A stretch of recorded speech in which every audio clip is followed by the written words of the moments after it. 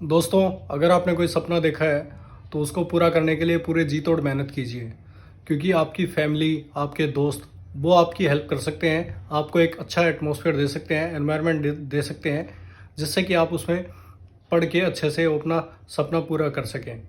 But असली जो मेहनत करनी है वो आपको ही करनी है। जय हिंद दोस्तों, आई होप आप सब बढ़िया होंगे और आपकी तैयारी भी बहुत अच्छी होगी।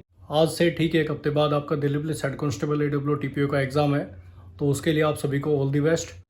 तो आज की इस वीडियो का बनाने का मकसद ये है, क्योंकि जो लास्ट का टाइम होता है ना, लगभग हफ्ते 10 दिन का, ये हमारे लिए बहुत क्रूशियल होता है, उस जिसके अंदर हम अपना फोकस खो देते हैं और जो चीज़ रिवाइज करनी चाहिए वो छोड़ देते हैं। और वैसे भी इस एक हफ्ते के अंदर आपकी दिवाली भी आएगी, छोटी दिवाली है, बड़ी दिवाली है, तो आपके कम से कम 2 दिन वेस्ट हो जाएंगे। तो मैं वही बताना चाहता हूँ कि आपको किन चीज़ों का ध्यान रखना है। और सबसे बड़ी बात दोस्तों, एक चीज़ ध्यान रखना, अगर आपका सपना दिल्ली पुलिस में आने का है, डायरेक्ट हेड कांस्टेबल की पोस्ट पे, तो AWO आपके पास बहुत अच्छा चांस है। तो इस मौके को गंवाए ना, क्योंकि हो सकता है ये वैकेंसी अब निकली है तो आज के 5 साल बाद निकले, 10 साल बाद निकले, या कोई निकले ही ना। कोई ऐसा कोई फिक्स नहीं है, अभी भी लगभग 8 से 9 साल बाद निकली है ये वैकेंसी। तो इस टाइम को ज़ाया मत जाने दें। तो आज बात कर लेते हैं इस एक हफ्ते को आपको कैसे यूटिलाइज़ करना है। तो भाई, अपना सबसे पहला पॉइंट है वो है मॉक टेस्ट का। इस एक हफ्ते के अंदर आपको मिनिमम 9 से 10 मॉक टेस्ट देने होंगे, ताकि आपको अपनी स्पीड का अंदाज़ा लग सके। क्योंकि हेड कांस्टेबल मिनिस्ट्रियल के अंदर काफ़ी बच्चे ऐसे हैं जिनको एग्ज़ाम तो पूरा आता था, बट मॉक टेस्ट ना देने की वजह से वो टाइम अपना सेट नहीं कर पाए कि भाई कितने टाइम के अंदर उन्होंने मैथ कवर करनी है, कितने टाइम में इंग्लिश कवर करनी है, कितने टाइम रीजनिंग पे लगाना है। अगर आप मॉक टेस्ट देते हैं तो आपको इस चीज़ का आइडिया हो जाता है। तो जिन्होंने पहले से मॉक टेस्ट दे रखे हैं उनके लिए तो वेल एंड गुड है। बाकी जिन्होंने एक भी मॉक टेस्ट नहीं दिया है, वो बाई मिनिमम कम से कम 5 से 10 टेस्ट तो दे के जाओ, ताकि आपको अंदाज़ा हो जाए कि रीजनिंग के अंदर आपको कितना टाइम देना है, कितना जनरल साइंस में देना है, कितना मैथ्स के अंदर देना है। तो ये मॉक टेस्ट सबसे ज़रूरी है दोस्तों लास्ट के टाइम पे, क्योंकि प्रैक्टिस ही मेन होती है। अब बात करें दूसरी चीज़ की, भाई सब्जेक्ट वाइज अगर देखे जाए तो रीजनिंग के आप कोई भी, चाहे मिनिस्टर का एग्जाम हो चाहे कोई भी एग्जाम हो, आप उस चीज़ से प्रैक्टिस कर लीजिए। खासकर अल्फ़ाबेटिकल जो सीरीज़ होती है, ABCD वगैरह ये, और जो रेशियो वाले क्वेश्चन होते हैं, जैसे 7:48 दे दिया तो 8 क्या होगा, 63 होगा, 64 होगा, 65 होगा, ऐसे क्वेश्चन के अंदर। तो इसके लिए आपको एक तो स्क्वायर क्यूब आपके याद होने चाहिए, आपके कम से कम 30 तक स्क्वायर, और 20 तक नहीं तो मिनिमम एटलीस्ट 17-18 तक तो आपको क्यूब याद होने चाहिए। और क्योंकि ऐसे क्वेश्चन के अंदर जो रेशियो वाले होते हैं, इनके अंदर या फिर जो डिफरेंस होता है, डिफरेंस निकालना होता है, उनके अंदर स्क्वायर क्यूब ही सबसे इंपॉर्टेंट होते हैं। और ये चीज़ें क्या होता है, अगर आपने पहले प्रैक्टिस कर रखी है, स्क्वायर क्यूब आपको याद है, तो आपको देखते ही पता लग जाएंगे। अदरवाइज आपको दिक्कत होगी। जहाँ आपको 10 से 15 मिनट लगने चाहिए रीजनिंग के क्वेश्चन अटैम्प्ट करने के लिए, वहाँ आपको लग रहा है अगर आपको आधा घंटा, तो आप मैथ्स पे कितना टाइम दे पाएंगे, जनरल साइंस पे कितना देंगे, GK पे कितना देंगे, कंप्यूटर के लिए कितना टाइम देंगे। तो इसी चीज़ के लिए आपको मॉक टेस्ट लगाने हैं। अगर आपके पास कोई AWO का मॉक टेस्ट नहीं मिल रहा है तो कोई SSC का कोई भी एग्ज़ाम ले लीजिए, उसके अंदर प्रैक्टिस करके देखिए, जितने क्वेश्चन दे रखे हैं उस टाइम को आधा कर लीजिए, तो उसके हिसाब से आप अपने मॉक टेस्ट दीजिए। ये तो होगी रीजनिंग के बाद। बात करें मैथ्स की, मैथ्स के अंदर आपको क्या करना है, जितने भी आपके फॉर्मूले हैं ना, A to Z सारे रिवाइज कर लो, क्योंकि जिस हिसाब से हेड कांस्टेबल मिनिस्ट्रियल का पेपर आ रहा है, बच्चों ने रिव्यूज़ दिए हैं, वो यही बताया कि क्वेश्चन ऐड डायरेक्ट आ रखे हैं। मेंसुरेशन के, अगर आपको बिल्कुल नहीं आती मेंसुरेशन, तो एटलीस्ट उसके फॉर्मूले तो याद करके जाओ। 2D के, 3D के, सिलेंडर हो गया आपका, कोन हो गया, प्रिज्म, पिरामिड वगैरह जो भी चीज़ें आती है, मान हेमिस्फेयर हो गया, सर्कल हो गया, इनके lateral surface area, curved surface area, total surface area, cube, इनके सारे फॉर्मूले आपको याद होने चाहिए। अगर आपको सरफेस एरिया दे दिया तो आपको लेंथ निकालनी आनी चाहिए, रेडियस निकालना आना चाहिए, ये सारी चीज़ें आपको आनी चाहिए, हाइट निकालनी आनी चाहिए। तो इस चीज़ के लिए थोड़ी बहुत इनकी प्रैक्टिस कीजिए। जो सिंपल क्वेश्चन है ना, उनके भी ट्राई करके जाइए।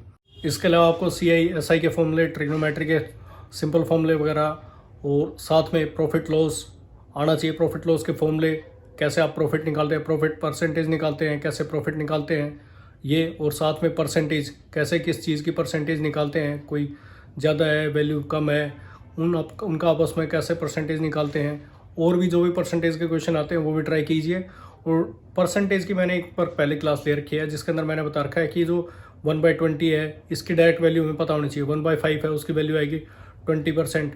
तो ये चीज़ें हमें पता होनी चाहिए, जिससे कि हमारी जो सिंप्लीफिकेशन होती है वो ईजी हो जाए, कैलकुलेशन जो है वो ईजिली हम कर सकें, जिससे कि हमारा टाइम बच सके।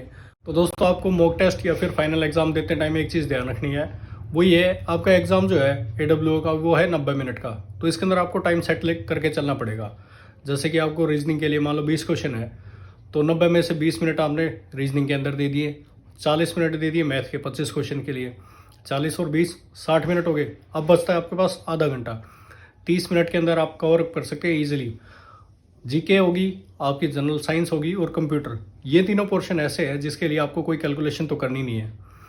आपने क्वेश्चन देखा, क्वेश्चन के अंदर अगर आपको आता है तो हाँ है, अदरवाइज आपका नो है। आपको कोई चीज़ मार्क करनी नहीं है, तो उसके अंदर आपको टाइम वेस्ट तो होगा नहीं आपका। मान लो अगर आपने 20 मिनट भी सारी चीज़ों में लगा दिए तो भी आपके पास 10 मिनट बचते हैं। इस 10 मिनट को अपना यूटिलाइज करना है। फिर चाहे आपके 10 मिनट बचे चाहे 15 मिनट बचे, इनको जाए मत जाने देना। आपको क्या करना है, अपना मैथ्स और रीजनिंग के जो आपने क्वेश्चन किए ना, जिसके अंदर शॉर्ट ही है आपके, वो सारे क्वेश्चन एक बार आपको चेक करने होते हैं। ये नहीं है कि पेपर एक बार मान लो आपका 70 मिनट के अंदर हो गया तो 20 मिनट आप इधर उधर देख के टाइम पास कर रहे हो कि भाई वो लड़का क्या कर रहा है, वो लड़की क्या कर रही है। ये चीज़ ध्यान नहीं देनी। आपको फोकस करना है, आपने क्वेश्चन जो आपने कर रखे हैं ना उनको चेक करो। क्योंकि दोस्तों एक हकीकत बात बताऊँ, ये ऐसा होता है कई बार कोई क्वेश्चन आया किया आपने सोल्व, उसका आंसर आया आपका 2, और वो जो 2 आंसर होगा ना वो ऑप्शन नंबर 3 के अंदर होगा। तो या तो आप गलती कर दोगे यहाँ पे क्या कि हम जल्दी जल्दी से ना एक्साइटमेंट में कि हमारा 2 सेकंड के अंदर आंसर आ गया, हम उस 2 को देखते हैं, और हो सकता है आप शायद ऑप्शन 3 की बजाय ऑप्शन 2 मार्क कर दो, फिर बाद में आपको धोखा लगेगा।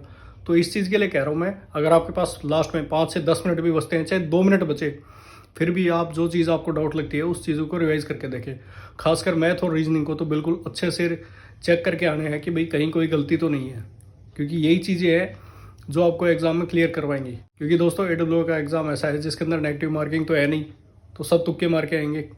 जिनका भी पेपर नहीं अटैम्प्ट नहीं होगा वो तुक्के मारेंगे, हो सकता है उनके तुक्के सही बैठ जाए। इसलिए आपको जो एक एक कदम रखना है ना वो बिल्कुल सोच संभल के रखना होगा। अब बात करें अगर जनरल साइंस की, तो भाई जनरल साइंस के लिए आप जितने प्रीवियस ईयर के क्वेश्चन रट सकते हो ना उतने रट लो। लूसेंट जितनी रट सकते हो उतना रट लो। जहाँ से भी आपको जनरल साइंस का कुछ भी दिखे, जो भी आपके सिलेबस के अंदर, रट डालो अच्छे से, और उसकी प्रैक्टिस बार बार करते रहो। ये नहीं है कि आपने एक दिन जीके पढ़ लिया उसको छोड़ दिया। जनरल साइंस के लिए डेली 1 से 1.5 घंटा जरूर निकालो, क्योंकि 25 नंबर की जनरल साइंस आ रही है, कम नहीं है 25 नंबर। और रही बात भाई जीके की, जीके के अंदर एक तो ना अपना करंट पढ़ते रहो, जो भी पिछले 7-8 महीने की करंट है वो रिवाइज करते रहो 1 हफ्ते के अंदर इसके। और करंट होगी, साथ में पॉलिटी वगैरह भी पढ़ते रहो, और थोड़ी बहुत हिस्ट्री अगर रिवाइज कर सकते हो तो वो भी कीजिए। इसके अलावा कंप्यूटर बचता है, कंप्यूटर आपको जहाँ से जो चीज़ मिल सकती है कंप्यूटर का पढ़िए। आपने नोट्स वगैरह जो बना रखे हैं उनके डेली रिवाइज करते रहिए। खासकर पावर पॉइंट, एक्सेल, वर्ड, इनके बारे में भी पढ़िए। और जो UTP वगैरह है, HTTP वगैरह है, इन सारी चीज़ों के बारे में, इंटरनेट प्रोटोकॉल है, इनके बारे में पढ़ के जाइए। आपको बेसिक से बेसिक चीज़ें इनकी पता होनी चाहिए ताकि आपके क्वेश्चन गलत ना हो। और दोस्तों एक चीज़ और, पेपर तक कॉन्फिडेंट रहना है, और कॉन्फिडेंट मत होना पेपर वाले दिन भी कि भाई कहीं और कॉन्फिडेंट हो जाओ और चीज़ें गलत करके आ जाओ। और इस वीडियो को बनाने का मकसद यही है, क्योंकि लास्ट का टाइम एक ऐसा टाइम होता है जहाँ हम अपनी डायरेक्शन से भटक जाते हैं और चीज़ें रिवाइज नहीं करते हैं, ध्यान नहीं देते हैं। क्योंकि अक्सर जब हमारी तैयारी अच्छी हो जाती है ना, तब हम नेग्लिजेंसी की तरफ बढ़ जाते हैं और चीज़ों को नेग्लेक्ट करने लगते हैं, अवॉइड करने लगते हैं। तो इस चक्कर में मत फंसना यार, क्योंकि दोस्तों दिवाली आ रही है, दिवाली के अंदर भी आपको पढ़ना पड़ेगा। अब दिवाली वो तो है नहीं कि भाई सुबह से शाम तक आप बच्चे तो होने की पटाखे जलाने हैं। हो सके तो दिवाली में अपना कम से कम टाइम ख़राब करना और पढ़ाई पे ज़्यादा फोकस रखना, क्योंकि अगर आपका पेपर अच्छा हो गया तो आपकी असली दिवाली वो होगी। क्योंकि दोस्तों अगर आपकी जॉब नहीं लगी हुई है तो इस दिवाली पे जो आप मिठाई बांटोगे ना, वो बांटोगे आप अपने पेरेंट्स के पैसों की। बट मज़ा तो जब आएगा जब अगली दिवाली पे आप अपने पैसों से अपने रिश्तेदारों में, अपने दोस्तों में मिठाई बांटोगे। वो होगी आपकी असली खुशी, वो बनेगी आपकी असली दिवाली। तो भाई यही कहना चाहूँगा, अपना पढ़ाई पे फोकस रखें। तो भाई यही था आज की इस वीडियो के अंदर। अगर आप मेरी बात से सहमत हो तो कमेंट्स में जय हिंद लिख देना। आप सभी को हैप्पी दिवाली। मिलते हैं आपसे जल्दी नेक्स्ट वीडियो में, तब तक के लिए बाय बाय, जय हिंद।